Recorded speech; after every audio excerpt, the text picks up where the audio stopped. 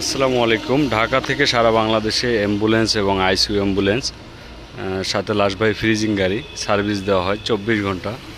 ঢাকা উত্তরা থেকে সার্ভিস দেওয়া হয়। গাজীপুর, টঙ্গী,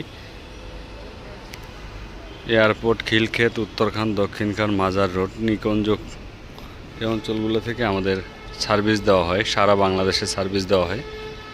আমাদের প্রত্যেকটি গাড়ি দক্ষ ড্রাইভার দ্বারা নিয়ন্ত্রিত। সারা বাংলাদেশে আমাদের অ্যাম্বুলেন্স সার্ভিস দেওয়া হয়। আমাদের প্রত্যেকটি গাড়িতে জিপিএস কন্ট্রোল।